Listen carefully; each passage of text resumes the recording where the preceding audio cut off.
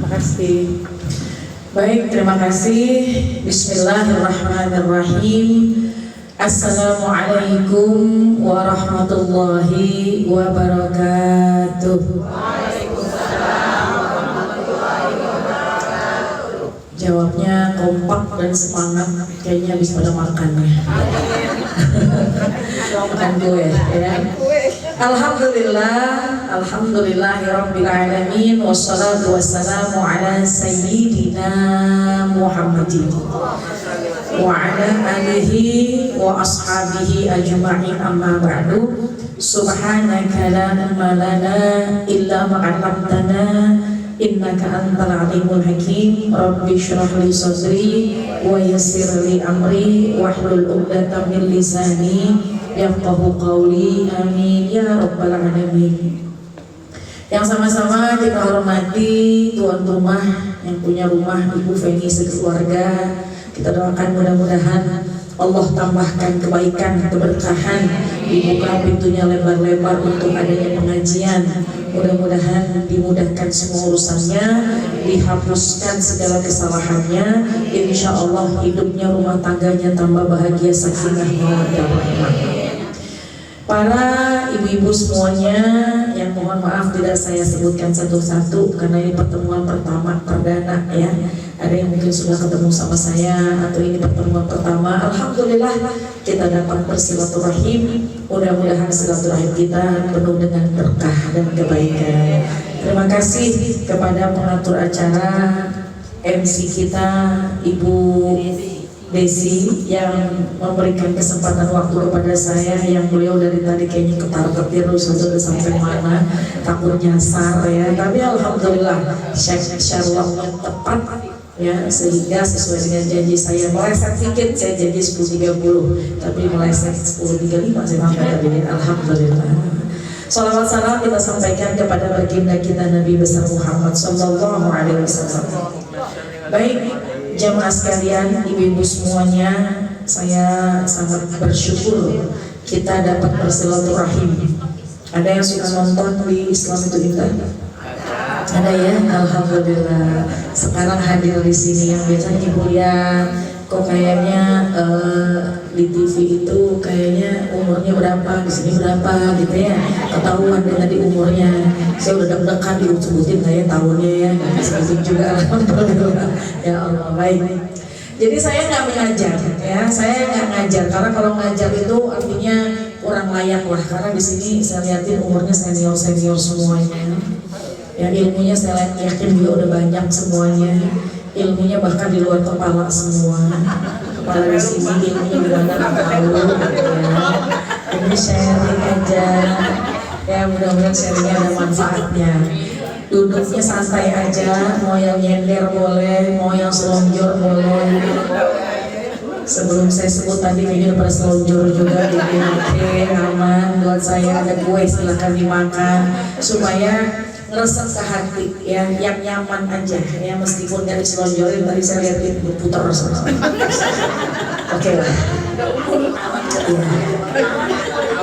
ya, kalau yang duduk di kursi aman, cenderan, tenang. Cuma yang saya khawatir kalau nyender takutnya begini. Alhamdulillah.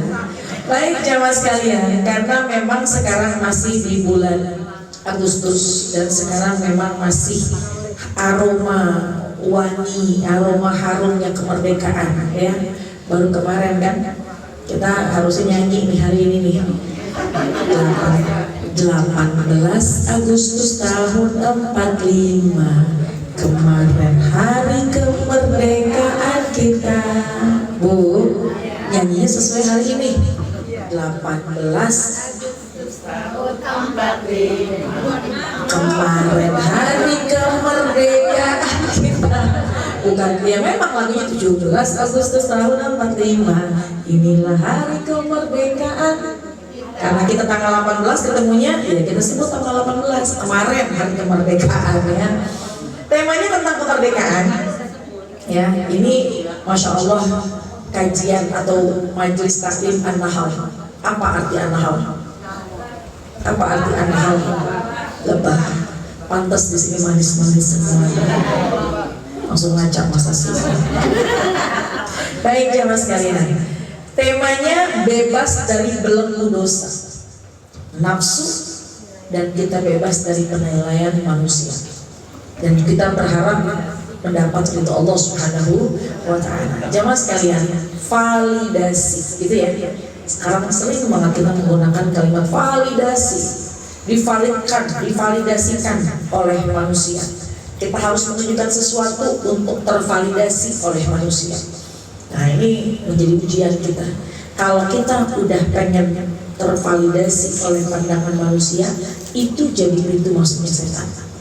Padahal yang harus menjadi sumber pandangan kita adalah Allah. Bagaimana Allah memandang juga. Innallaha. Nah, sekarang kalau dibilang Allah memandang kita, apa yang dipandang? Nah, ini dia jawabannya. Innallaha la yanzuru ila ajsamikum wala ila suwarikum walakin yanzuru ila qulubikum. Karena nyambung nih, bebas dari belenggu dosa, bebas dari hawa nafsu, penilaian manusia, dan kita pengen mendapat ridho Allah.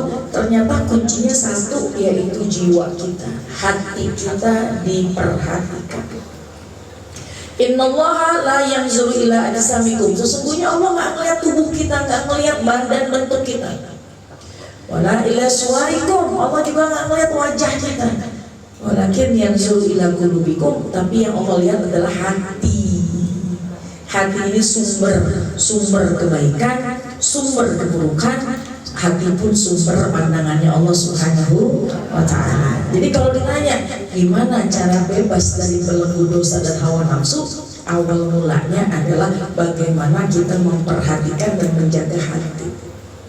Jamaah sekalian, surat Asy-Syams ayat 9 dan ayat 10.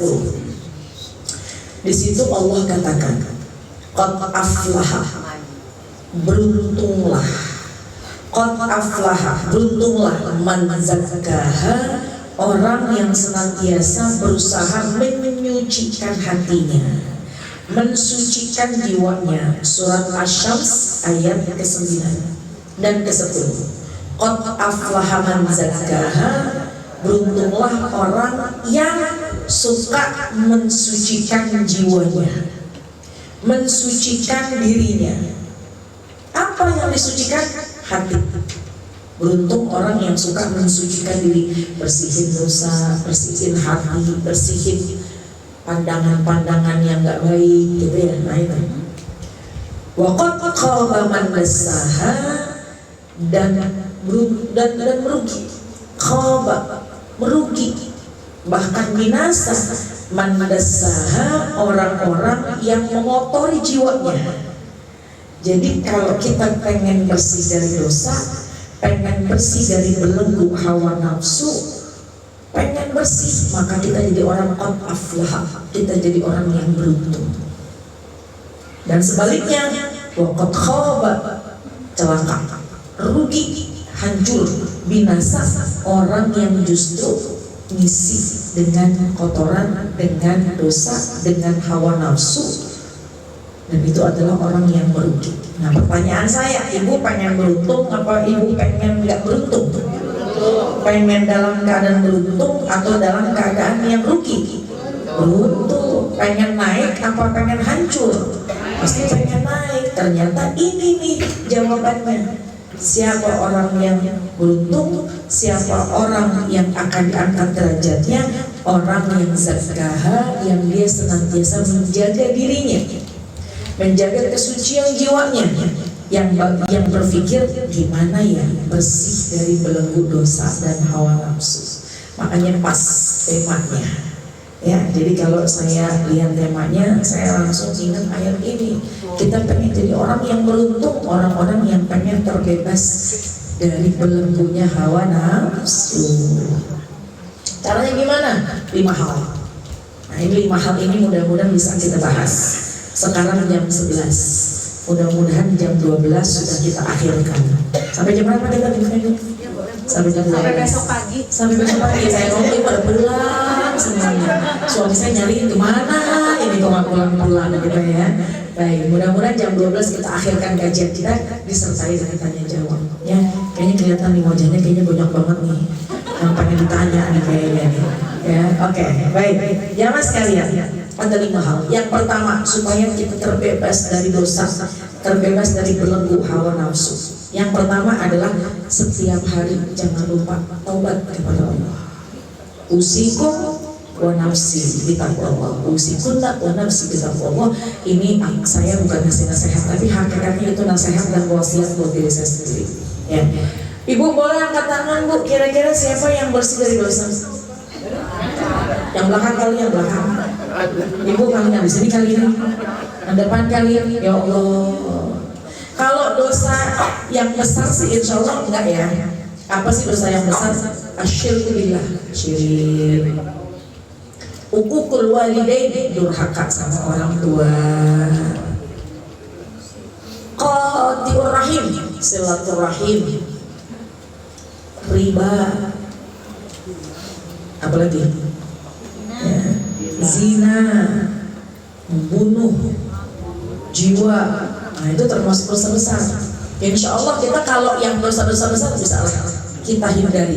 Cuma kadang-kadang nggak bisa menghindari dosa-dosa kecil. Dosa mata, dosa tangan, dosa lisan. Oh apalagi dosa lisan. Waduh. Tadi nungguin saya. Insya Allah nungguin saya dengan baca Quran. Tadi nungguin saya mudah-mudahan dengan zikir. Tapi kadang-kadang ada ujian juga sambil nungguin ustaznya datang. Kemarin gimana kabar suaminya itu tuh. Nggak terasa padahal ada di majelis. Ya memang bu, katanya kalau gosip itu semakin digosok. Ada aja. Kita udah rem. Kita niat nggak mau mulai. Tapi kadang-kadang teman mulai duluan. Kalau teman mulai duluan, bisa nggak kita bilang udah lagi ngaji, jangan pakai gibah, jangan ngomongin orang, bisa nggak? Kadang-kadang susah. Yang ada kita udah nggak pengen mulai, tapi teman udah ngajak duluan, kita langsung emang begitu dia orangnya. Nggak sengaja. Ya Allah. Ya, oleh karena itu apa yang dianjurkan? Pokoknya tiap hari usahakan kita bertobat dari dosa. Dengan cara apa? 1, sholat taubat 2 rakaat setiap hari. Kapan waktunya? Bebas kapan aja. Boleh, orang tahajud boleh, orang duha boleh, habis maghrib boleh, kapan aja. Baca aja apa aja. Ya. Meskipun saya minta ibu baca ketika lagi sholat sunnah taubat, baca misalnya surat Abasa. Kalaupun saya ngomong begitu, pasti ujung-ujungnya ibu akan baca kuliah 20 lagi, 30 lagi, nggak apa-apa. Baca surat An-Nas, nggak apa-apa. Yuwaswisu fi sudurin nas minal jannati wan nas, ya Allah. Kita minta terhindar dari bujuk rayu setan. Kenapa? Yang bikin tergelincir kita dosa adalah karena kita suka dapat bisikan-bisikan minal jinnati, dari jin wan nas, manusia juga yang suka ngajak kita dosa. Nah, yang pertama sholat taubat, kapanpun dan dimanapun. Sholat sunat 2 rakaat bacanya apa aja, tapi jangan di waktu-waktu diharapkan. Yang kedua istighfar. Ya, seringlah kita gampang kalau mengucap istighfar. Lebih bagus lagi kalau kita mengucap istighfarnya yang sayyidul istighfar. Allahumma anta rabbi la ilaha illa anta khalaqtani wa ana 'abduka wa ana 'ala ahdika wa wa'dika mastata'tu a'udzu bika min syarri abu'u laka bi ni'matika 'alayya wa abu'u bi dhanbi faghfir li fa innahu sayyidul istighfar. Bacanya habis sholat fardu. Cakep banget itu. Ya, mau baca 100 kali boleh, 1000 kali boleh, 100.000 kali boleh, hatuk juga nggak apa-apa. Yang penting baca minimal 1 kali. Insya Allah. Nggak hafal, Google. Rajanya istighfar, sayyidul istighfar.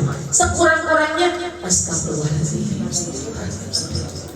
Ini kelihatan ke orang-orang yang senang istighfar. Kelihatan nih wajah-wajahnya pasti lisannya suka istighfar. Baik lagi senang ataupun lagi sedih. Cuma beda intonasi. Kalau lagi senang, tenang. Astagfirullahaladzim. Kalau lagi punya masalah, sambil nangis.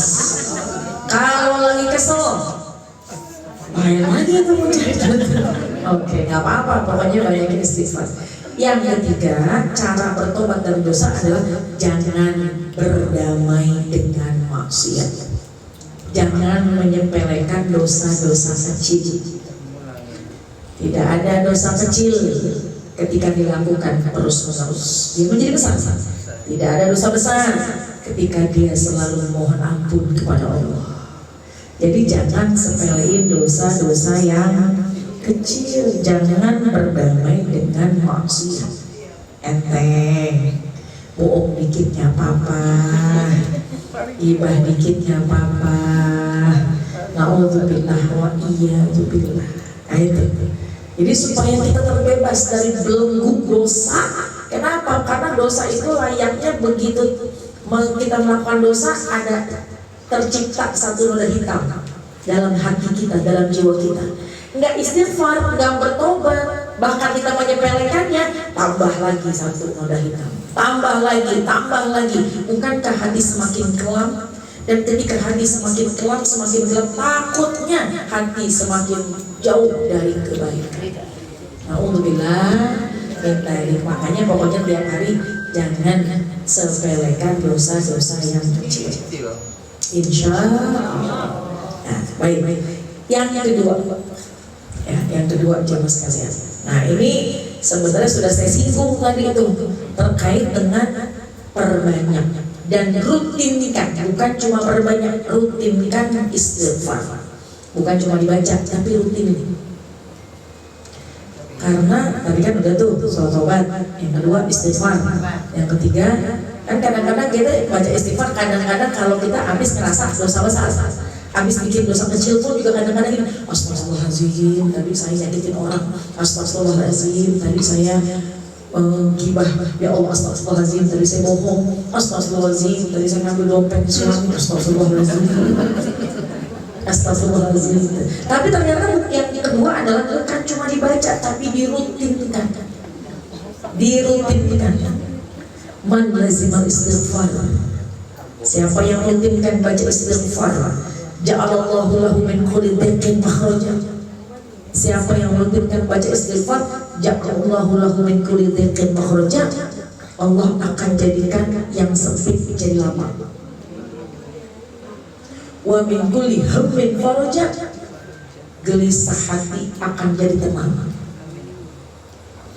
Wa razaqahu min haitsu la yahtasib, Allah akan kirimkan rezeki dari yang tidak disangka-sangka.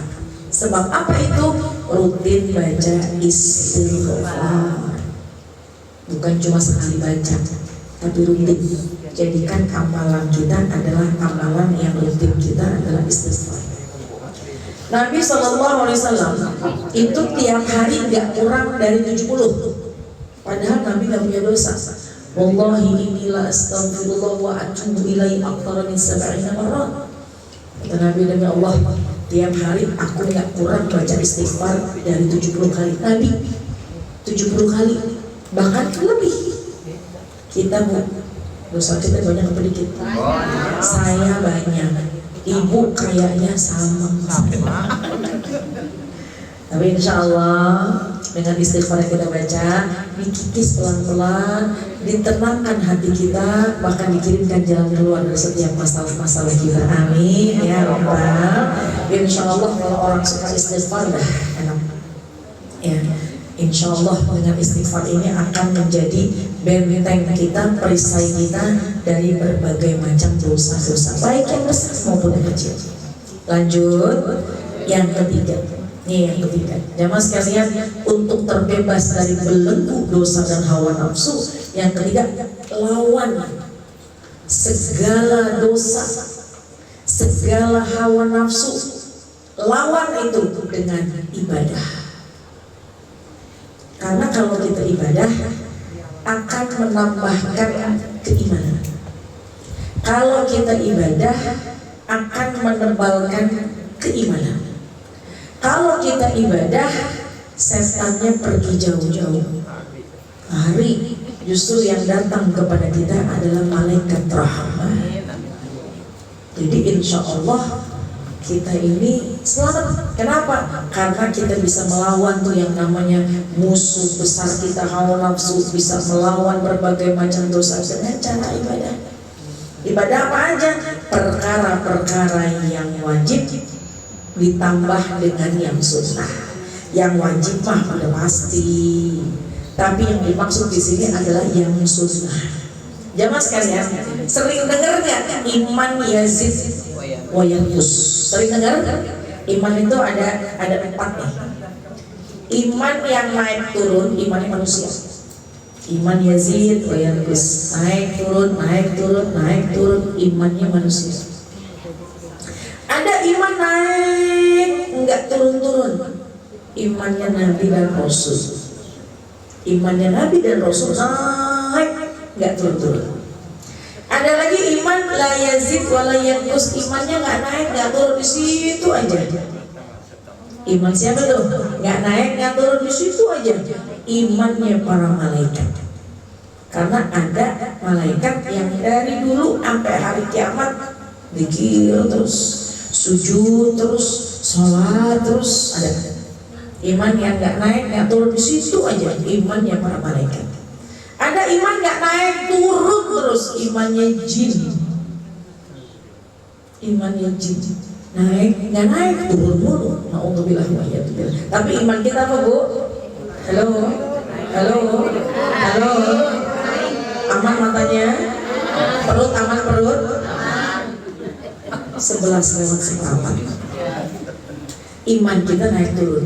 Tapi yang naik turun itu bukan imannya, tapi batasannya. Dalam kitab Lubabul Hadis, kitab Tanqihul Qaul mengatakan yang namanya iman naik turun itu bukan imannya.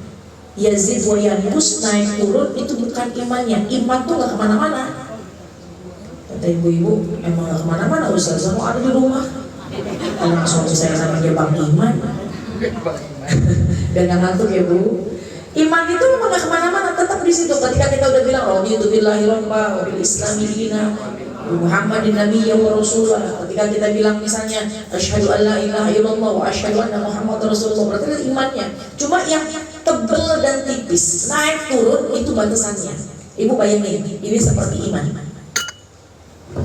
gak kemana-mana ya, dikelilingi dengan batasan. Batasan itulah yang tipis, tebel, tipis, tebel. Kita sering bilang tipis banget imannya. Ya, kita sering bilang gitu. Begitu ada orang gampang kerjain maksiat, kita bilang tipis banget imannya. Atau begitu kita menggoncang teman kita dengan berbagai macam keadaan dan tetap istiqomah, kita pasti bilang tebel imannya. Jadi apa yang naik turun? Ketebalannya, batasannya. Tipis, tebel, tipis, tebel. Nah, Bu bayangin ini iman. Kalau tebel, goncangan, ujian, ya bujuk rayu dari luar nggak akan mampu menembus, mengkoyakkan iman. Tebel.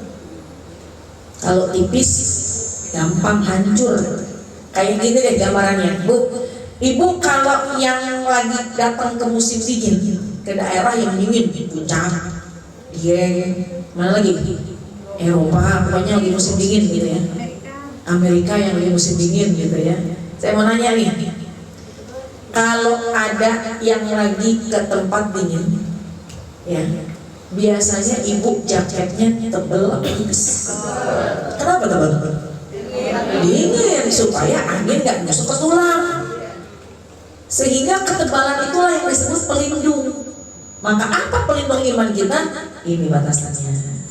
Ya, ini saya coba ngomongin batasan dulu. Saya mau tanya.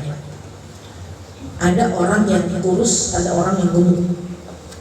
Kalau lagi ke musim dingin, kira-kira orang yang gemuk pakai jaket nggak? Pakai juga. Cuma pakai jaketnya kira-kira setebal orang yang kurus atau enggak? Kenapa begitu? Banyak lemaknya, aduh, banyak banyak jaketnya, misalkan gitu ya. Nah itu mohon maaf supaya nggak ngantuk aja. Artinya itu adalah sebuah pelindung. Pelindung iman kita adalah batasannya. Nah, yang bikin nambah, yang bikin tebel, yang bikin yazid nambah adalah ketaatan kita kepada Allah. Iman yazid ketaat, dia akan tebal karena ketaatan kita kepada Allah. Wa yanqus, dia akan menipis bil maksiat kalau kita bermaksiat kepada Allah. Nah, jadi ulama mengatakan cara nebelin batas iman dengan mengerjakan perkara-perkara sunnah. Ibu ngerjain perkara sunnah, maka imannya semakin tebal. Itulah buat ngebentengin diri kita dari dosa. Ya, jadi nggak ngoyak iman. Kalau tipis, ya gampang banget pakai jarum, pakai sesuatu benda tajam atau sesuatu yang bisa gampang terkoyak iman kita. Tapi kalau tebel, mau bagaimanapun sulit mengoyakkan iman. Nah, tebelnya itu jamaah sekalian, ngebentenginnya, nebelin batasan iman dengan amal-amalan sunnah. Jadi kita harus lawan itu semua kemalasan, lawan hawa nafsu dengan amal-amal sunnah. Nah, setan tuh kadang-kadang mengganggu di situ. Sholat fardu gampang, gak ada yang berani kita tinggal sholat fardu 5 waktu. Cuma kadang-kadang mau sholat sunnah berat. Betul. Sholat fardu 5 waktu gak ada yang berani kita tinggal. Cuma kadang-kadang mau qobliyah ba'diyah ya berat banget. Sholat subuh enteng meskipun ujiannya juga ada, tapi kita gak berani tinggal. Kenapa? Kewajiban. Tapi terkadang setan itu menguji. Mau sholat duha digoda, mau qobliyah ba'diyah digoda, mau tahajud digoda, mau tasbih digoda. Artinya apa? Menggoda ketika seseorang mengerjakan perkara-perkara yang sunnah. Bu, halo, baca Quran aja digoda. Setuju nggak? Kira-kira kalau kita baca Quran sejam berapa kali nguap? Gampang banget. Ada yang pernah? Jangankan satu jam, misalnya 15 menit. Ya Allah. Nah, sekarang kalau siang-siang atau pagi-pagi baca Quran, oke, tergantung waktunya. Kalau malam ngantuk, siang capek, pagi sibuk. Nah itu ujiannya tuh. Anggaplah kita lihat durasi melihat handphone dalam keadaan fit, habis ngopi, seger, baca Quran sejam, berapa kali nguap? Kalau buka HP, ya Allah, itu ujiannya. Kenapa? Karena setan mencoba menguji dari perkara-perkara sunnah supaya tipis batasan imannya. Nah, jadi jamaah sekalian, pokoknya lawan hawa nafsu, lawan rasa malas kita dengan cara ayo kita ibadah. Bagaimana sholat sunnahnya, bagaimana mungkin puasa sunnahnya, bagaimana baca Qur'annya, bagaimana sedekahnya, bagaimana berzikirnya. Insya Allah pelaksanaan sunnah itu adalah akan meningkatkan, menebalkan keimanan, sehingga ini menjadi benteng, ini menjadi rem, ini menjadi batasan, ini menjadi sesuatu yang akan menjaga keimanan kita, jauh kita dari dosa. Insya Allah. Ya, kadang-kadang suka males sama setan kerjaannya. Cuma jangan dikit-dikit nyalain setan. Kita nggak bangun malam-malam tahajud setan kerjaannya. Kita lagi ngomong, lagi gibah sama setan. Begitu kita lagi baca Quran makan, astagfirullahaladzim. Emang pernah nggak kita lagi baca handphone terus tiba-tiba kita nyalain setan? Ya Allah, gitu ya. Jadi mas kalian, di antara yang harus kita lakukan yang berikutnya adalah lawan. Semuanya kita harus lawan, kagetin, paksain semua perkara-perkara sunnah yang mudah-mudahan dengan kita paksakan nanti akan jadi kebiasaan. Kalau sudah jadi kebiasaan akan jadi kenikmatan, insya Allah. Jadi kita akan terjaga. Makanya beda orang yang suka ngaji sama orang yang nggak pernah ngaji.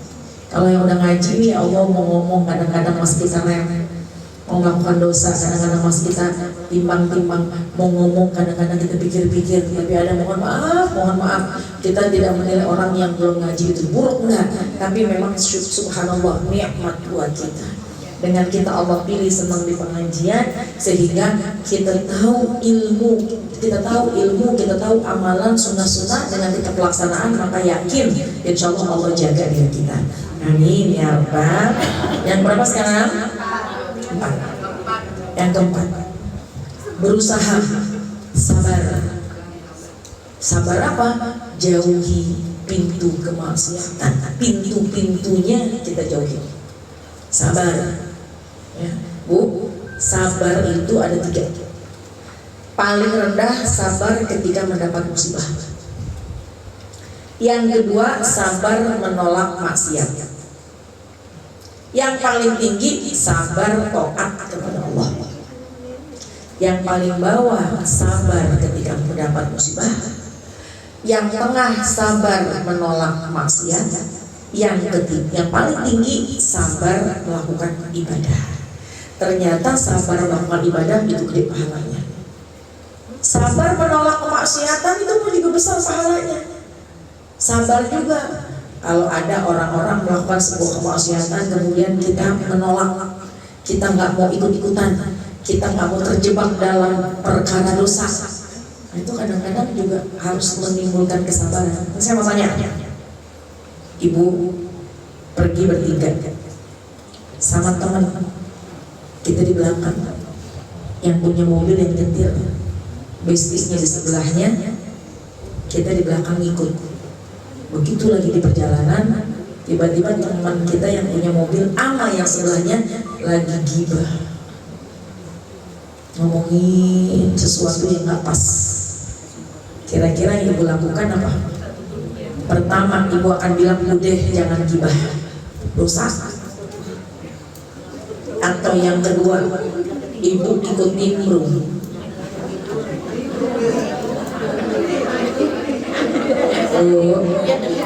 Biasanya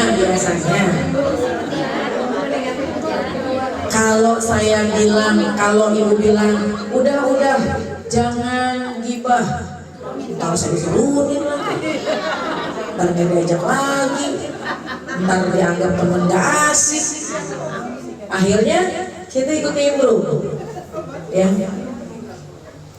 Tapi kalaupun sekira-kira kita tidak mampu untuk mencegah itu, sampai kita bisa mengatakan jangan, mungkin nggak mampu karena nggak enakan, maka apa yang kita lakukan? Cegah, diam. Man kana yu'minu billahi wal yawmil akhir falyaqul khairan aw liyasmut. Ucapkan yang baik, kalau nggak bisa ya udah. Artinya apa? Ya udah, kita mencoba sabar untuk mencegah hal itu. Jangan akhirnya pintu maksiat masuk ke dalam tubuh kita. Sehingga sabar. Bagaimana caranya? Ya udah, kita berpikir. Cuma kan kebanyakannya. Begitu lagi ngobrol, yang duduk jauh aja bisa pindah. Ngomongin apa sih, asik banget, nimbrung ke sini. Ya. Apa tuh? Merapat. Oh, merapat. Jadi merapat semuanya.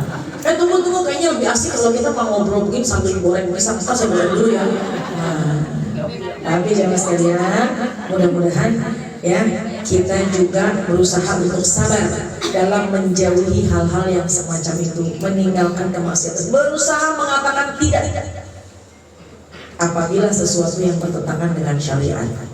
Kadang-kadang gini, tapi kan ustazah kadang-kadang suka dibilang so alim, so banget, nggak asik. Tapi ini ujian ya. Tapi mudah-mudahan dengan kita berusaha terbebas dari hawa nafsu. Karena musuh besar kita tuh hawa nafsu. Musuh abadi, musuh besar itu adalah hawa nafsu. Ketika baginda Rasul pulang dari perang dan perangnya mendapatkan kemenangan, sahabat mengatakan, Rasul, kami sudah menang, kami sudah berhasil melawan musuh, kami mendapatkan kemenangan, kata sahabat. Kemudian baginda Rasulullah SAW mengatakan, kau kembali dari perang yang kecil, melawan musuh yang kecil, dan kembali menuju musuh yang besar. yaitu hawa nafsu. Kau baru menang melawan peperangan yang kecil, melawan musuh yang kecil. Tuh musuh aja tuh kaum kafir Quraisy dibilang musuh yang kecil, tapi musuh terbesar adalah hawa nafsu. Nah jadi jamaah sekalian emang gak gampang untuk mengatakan tidak, untuk menolak itu gak gampang, tapi berusaha untuk mencoba membatasi. Ya, jangan kita dekat-dekat, jangan kita berusaha untuk mendekatinya, dan jangan pernah sungkan dan jangan pernah sungkan mengatakan tidak apabila yang keluar dari syariat. Baik, yang berapa sekarang? Yang kelima. Ya mas, sekali ini juga yang sangat penting, insya Allah efektif. Bagaimana? Yang kelima, untuk kita bisa terbebas dari belenggu dosa dan nafsu, ingat kematiannya. Kalau ingat mati itu biasanya kita mau ngelakuin dosa tuh ngeri. Biasanya saya mau tanya, ibu ingat mati kapan? Sekarang pada ingat apa nggak nih? Kayaknya enggak nih, kayaknya nih. Insya Allah ingat kali majelis. Cuma kalau lagi jalan-jalan ke Tanah Abang, lagi ke Tamrin City, lagi ke mall, waduh, lupa kita. Kenapa? Setan tuh selalu mengiringi kita. Hawa nafsu namanya. Nah jadi di antara yang efektif adalah kita ingat kematian. Ya, kata Nabi, akthiru min dzikri hadhil lazat, perbanyak hal-hal yang bisa mengingat sesuatu yang memutuskan kenikmatan. Kata Nabi, perbanyak ingat-ingat sesuatu hal yang bisa memutuskan kenikmatan. Apa? Al-maut, kematian. Kalau ibu ingat mati, pasti sedekah banyak. Kalau ibu ingat mati, insya Allah mulut dijaga. Kalau ibu ingat mati, insya Allah sholatnya juga lebih khusyuk. Kalau kita ingat kematian, udah pasti berbagai macam kebaikan kita laksanakan. Begitu ingat kematian, ya Allah, minta banyak banget sampai 2 lemari. Apa kasih ke orang ya? Ntar dihisapnya panjang ya. Begitu kita ingat mati, kita melihat rekening saldo kita apa? Ya Allah, ntar duit jadi bahan ributan. Ketika kematian jadi diributi, amal belum banyak, besok mati bagaimana? Ada selesai deh. Kalau ingat mati pasti begitu. Kalau ingat mati itu yang ada pengen ngaji tuh. Contoh gini, ibu ketika biasanya ingat mati kalau lagi asam lambung naik. Kayaknya jantung nih, kayaknya asam lambung nih. Lagi pas kemarin lagi COVID, dikit-dikit nguing-nguing ambulan, kita ingat mati. Ya, kalau kayaknya ibu kalau lagi rasa sakit tuh pasti itu kayak macamnya jangan ingat mati. Kalau ingat mati itu pasti kita istighfar dulu. Udah langsung panggil anak-anak bilang itu kontrakan bagi-bagi deh, wakafin deh. Itu yang namanya emas batangan ada 10 kilo, sedekahin deh. 78 kilo pasti. Dan memang kita harus ingat mati. Kenapa? Karena mati itu pasti. Walikulli ummatin ajal, fa idza jaa ajaluhum la yastakhiruna sa'atan wa la yastaqdimun. Mati pasti dan datangnya tiba-tiba. Kalau udah datang nggak bisa dimajuin, nggak bisa dimundurin. Nah, tinggal bagaimana persiapan kita. Ya, datangnya ingat mati itu ya nggak setiap hari. Tapi gimana kita ingat mati? Satu nih, ya. Gimana cara kita ingat mati? Yang pertama datang ke kajian. Yang kedua sering datang takziah. Kalau datang takziah tuh biasanya kita jadi ingat mati gitu. Atau benak kita, pikiran kita bahwa lihat umur. Ngacak maaf, lihat uban. Lah uban bertambah lagi. Uban mulu di kanan kiri, ya Allah. Umurnya umat Nabi Muhammad baina sisin wa sab'in, 60-70. Ibu yang udah umurnya di kepala 5, ya insya Allah panjang umur. Tapi kan umur yang tersisa nggak lebih banyak daripada umur yang udah lewat. Maka masa apa kita mau buang sia-sia? Dan karena itu jamaah sekalian, mudah-mudahan dengan kematian pasti datang, cepat lambat datang. Kayak ini aja bu, perasaan belum lama bulan Ramadan sekarang udah Rabiul Awal. Perasaan belum lama hari Selasa, sekarang udah hari Selasa lagi. Rasanya berapa banyak waktu terbuang sia-sia. Kalau kita tidak memanfaatkan waktu dengan sebaik-baiknya, maka khawatirnya kita nggak bawa banyak amal ketika menghadap kepada Allah. Jadi untuk ngebentengin dari dosa, takut begitu lagi dosa, di situ Allah cabut nyawa kita. Naudzubillah. Karena kata ulama, bagaimana kehidupanmu, itulah kelak kematianmu. Bagaimana kebiasaanmu dalam kehidupan, itulah akan kematianmu. Berapa banyak kita melihat kematian indah orang lagi baca Quran indah. Berapa banyak orang yang lagi di majelis taklim kemudian dia meninggal, lagi sholat dia meninggal. Indah banget. Kita nggak tahu kapan, bagaimana kematian kita. Oleh karena itu ya mas sekalian, kita pengen akhir hayat kita baik, maka jadikanlah kebaikan senantiasa dalam kehidupan kita. Kenapa kebaikan gampang kita kerjakan? Karena kita ingat ada bukan musuh, ada perselisihan sama saudara, udah deh, biarin dia, asal jangan kita. Takutnya kita lagi benci, kita lagi dengki, marah, dicabut nyawa, hati kita kotor. Bukankah memang kita pengen jadi orang beruntung yang suci hati kita? Jadi itu momentum kita bebas dari belenggu, dari dosa, dari hawa nafsu, dan gak usah minta validasi dari manusia, karena kalau validasi dari manusia nggak ada nilainya. Takutnya bahkan menguap pahala kita.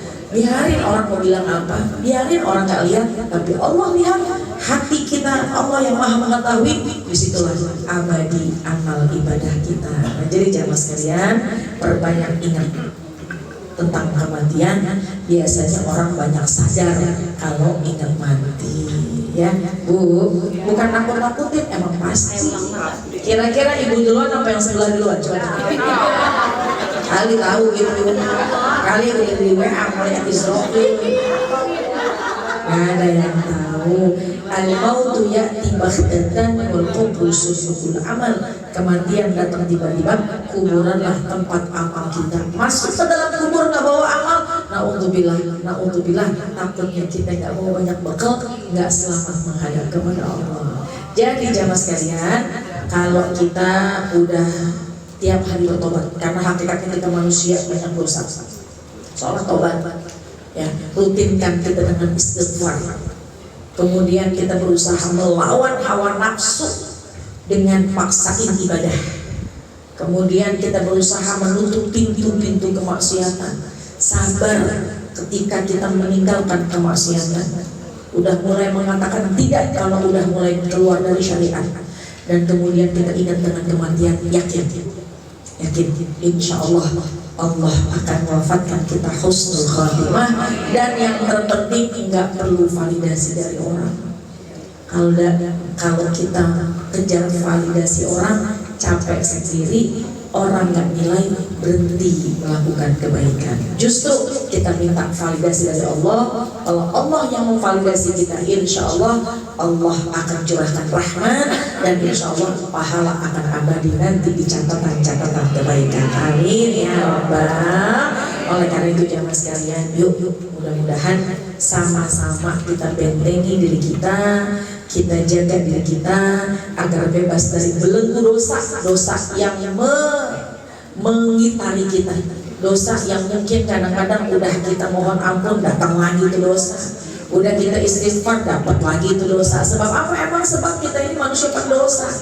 Tapi bagaimana cara menghindari dosa? Yaitu dengan 5 hal tadi. Insya Allah dengan 5 hal tadi. Bismillah.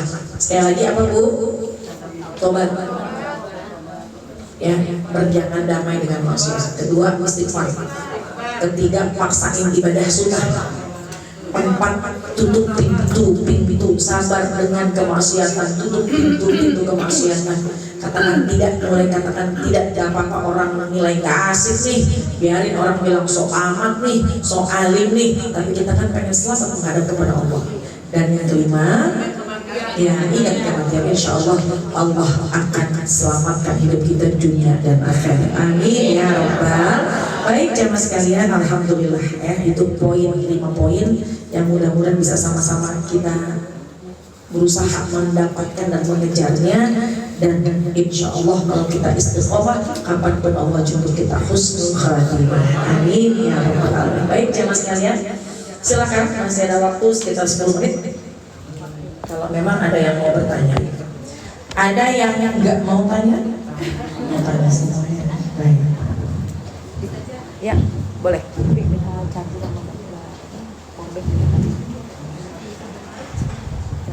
Ya, silakan. Ya.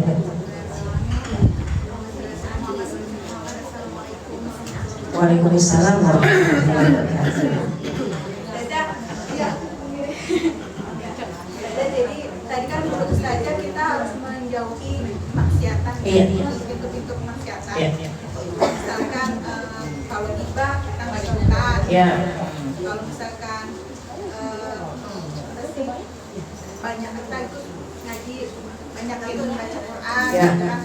Berarti kan kegiatan kita kebanyakan untuk diri kita gitu ya.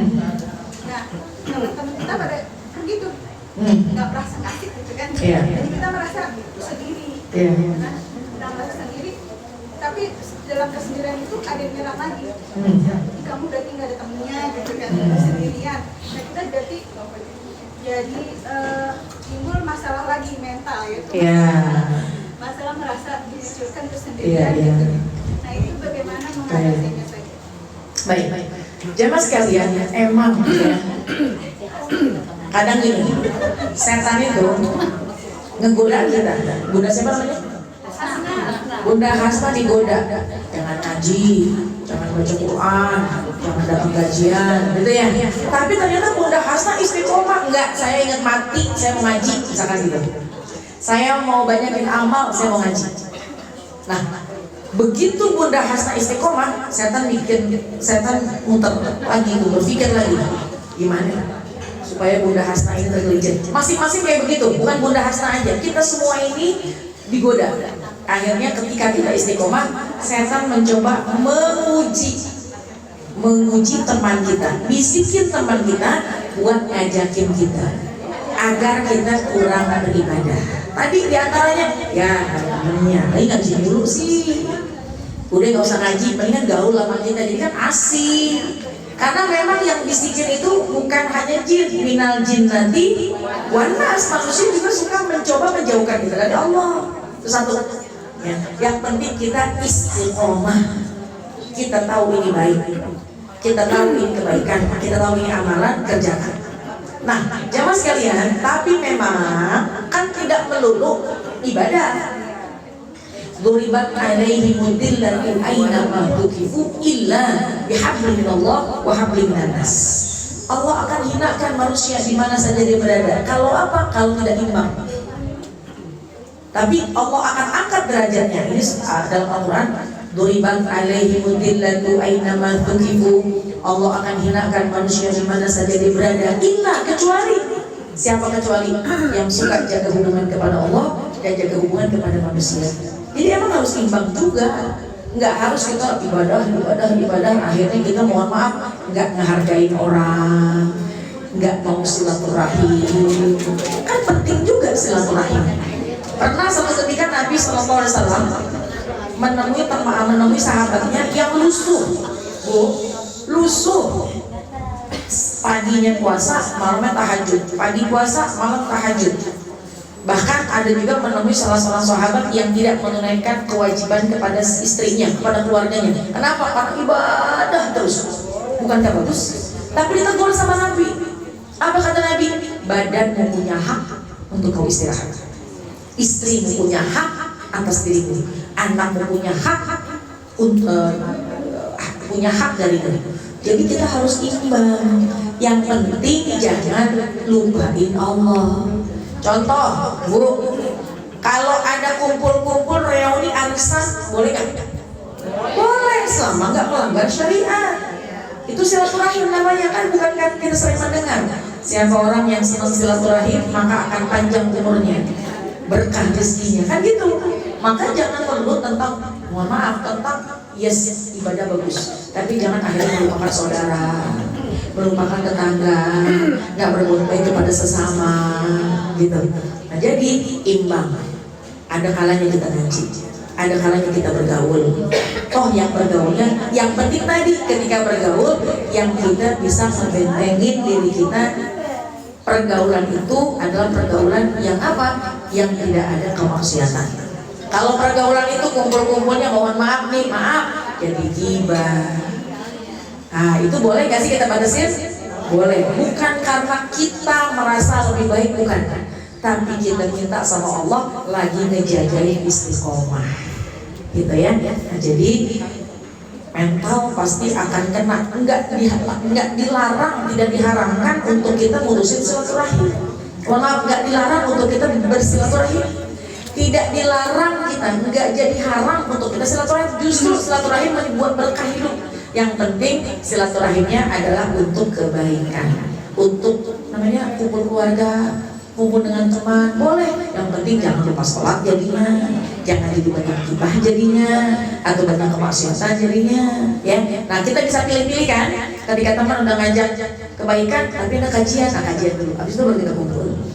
Imbang, akhirat imbang dunia, insya Allah. Gitu ya. Jadi gak asik nih, iya tetap asik kok, ngaji dulu, habis ngaji baru Allah.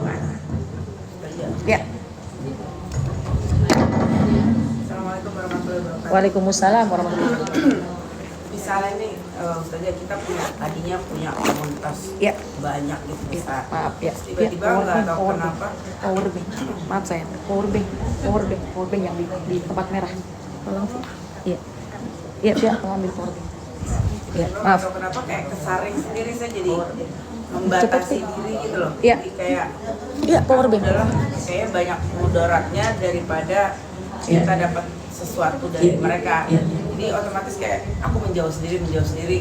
Terus ada ketemu komunikasi yang baru, saya lebih tenang di situ. Nah, ini sama yang lama aku nggak dosa kan, maksudnya kan memang nggak niat mutusin, tapi aku berpikir pasti ini jalan dari Allah. Karena setelah itu hidupku jadi lebih tenang, jadi jarang sakit, lebih bisa happy gitu. Mental health juga. Jadi Itu tadi jawabannya. Ya, baik, nggak apa-apa. Jadi jangan sekalian gini. Tujuan kita akhirat utama, dunia ngikut. Jangan tujuan dunia, akhirat belum tentu ngikut. Kalau tujuan kita akhirat, tadi Bunda siapa? Bunda Ika. Ngejar akhirat, kenapa? Supaya maaf bukan memilih teman, tapi untuk kita membuat inner circle yang sehat. Tapi ternyata ketika inner circle yang sehat ini akan membuat kita banyak syukur, akan membuat kita banyak tambah sabar, akan menuntut kita kepada kebaikan. Kita pun juga dalam kondisi yang lebih dekat kepada Allah, maka nanti dunia akan dapat. Apa dunia dapat? Tenang hidupnya. Jadi maaf, memang dalam Islam dianjurkan kita maaf bukan pilih-pilih teman. Karena kata Nabi, almar'u ala dini khalilihi, seseorang tergantung agama temannya. Jadi kalau kita memilih teman, tujuannya adalah untuk sama-sama saling mengingatkan, maka itu untuk kebaikan. Bukan berarti kita nggak mau sama sekali berteman dengan dia. Bukan berarti akhirnya kita benar-benar nggak mau berinteraksi dengan dia. Tetap kita berinteraksi, cuma untuk dijadikan sohib, untuk menjadikan korin atau apa, untuk dekat gitu ya, untuk bestie. Maka tentu kita harus yang sejalan menuju ke Allah, yang saling mengingatkan. Enggak kok nggak mutusin silaturahim. Toh kita perlu lingkungan yang sehat. Tadi nggak asik, maaf nggak asik nih, kita kan jadi nggak bisa kongko dan sebagainya. Ntar ya kajian dulu ya, habis kajian baru ke situ. Bisa jadi ketika kita dijauhi, mohon maaf, dijauhi dari hal-hal yang tidak Allah inginkan. Jadi husnuzon kita, insya Allah boleh. Makasih Bi, maaf makasih ya. Boleh, siap ya. Assalamualaikum warahmatullahi wabarakatuh. Waalaikumsalam.